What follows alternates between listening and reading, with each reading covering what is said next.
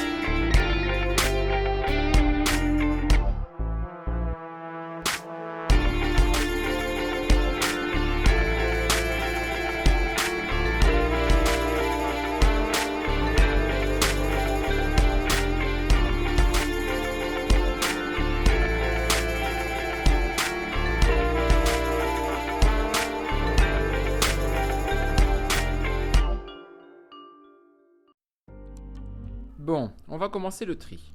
On va d'abord retirer tous les matériels qui donnent la nausée, et au premier rang desquels, le drone tenu à la main. Mauvaise idée.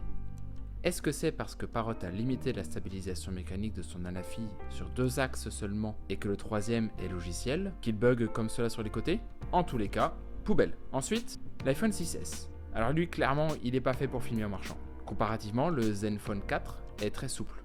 Je n'ai jamais eu l'occasion de tester les générations ultérieures d'iPhone. Peut-être que certains d'entre vous ont pu mesurer son utilisation en marchant. En tous les cas, pour l'iPhone 6s, c'est poubelle.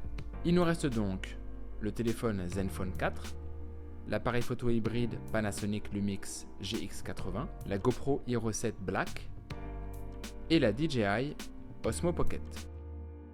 Quant au drone Parrot Anafi, le résultat fourni en volant est tout simplement parfait de stabilité, mais il n'est pas à proprement parler une caméra que l'on peut trimballer partout. Sur le plan qualitatif maintenant, et avec les paramètres de prise de vue par défaut et sans aucune retouche en post-production, il y a 2 appareils qui se mettent en avant.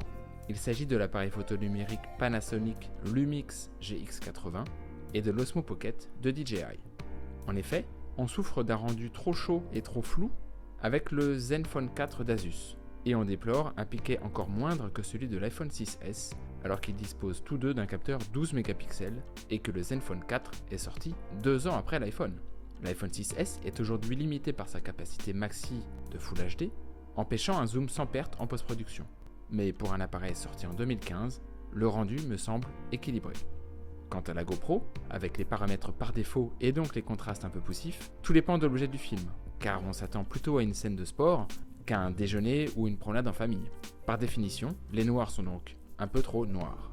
Un petit mot sur le rendu de l'Anafi, on retrouve une belle qualité et une bonne définition, mais les tons semblent un peu trop chauds également. La vidéo ramenée par le GX80 a été tournée avec l'objectif 12-35 mm à ouverture constante 2,8 réglé pour l'occasion à f5 sur la focale grand angle de 12 mm. Le rendu des couleurs est homogène et la scène est bien détaillée. En comparant à la petite caméra DJI Osmo Pocket, dont le capteur ne fait que 1 sur 2,3 pouces, alors que celui du GX80 fait 4 tiers de pouce, soit 3 fois la taille de l'Osmo Pocket, on ne peut être qu'ébahi de la performance de la nouvelle venue sur le marché des caméras portatives stabilisées. L'enregistrement 4K des deux appareils permet un grossissement satisfaisant pour réaliser un recadrage dès lors que l'on veut exporter en Full HD après le montage. En guise de conclusion, je vais vous donner mon classement pour l'enregistrement de vidéos de Monsieur et Madame Tout-le-Monde. En premier, je mets le smartphone. Tout simplement parce que tout le monde en a un sur soi, prêt à être dégainé. Les plus récents peuvent filmer en 2K ou 4K, autorisant des recadrages en post-production. Et la stabilisation logicielle est aussi arrivée sur les dernières générations de smartphones.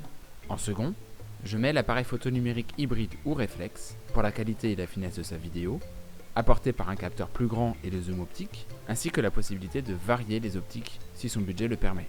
Pour les vidéos plus mouvementées, il sera tout de même nécessaire d'ajouter un stabilisateur mécanique sur lequel vous fixerez votre appareil photo. Attention, c'est un budget non négligeable. En troisième, c'est la GoPro pour son aspect pratique et la simplicité de prise en main. En effet, avec sa focale grand angle et sa mise au point Kiki, tout est toujours net et dans le champ.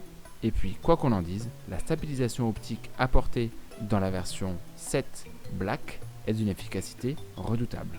La DJI Osmo Pocket arrive juste après dans mon classement à destination de Monsieur et Madame Tout-le-Monde, simplement parce qu'elle est plus compliquée à prendre en main et parce que la profondeur de champ est plus réduite que sur la GoPro. En revanche, en y passant un peu de temps et en expérimentant, elle apporte la stabilisation par gimbal, qui est une vraie valeur ajoutée pour des scènes mouvementées, au détriment de la perte de la vue large de la GoPro.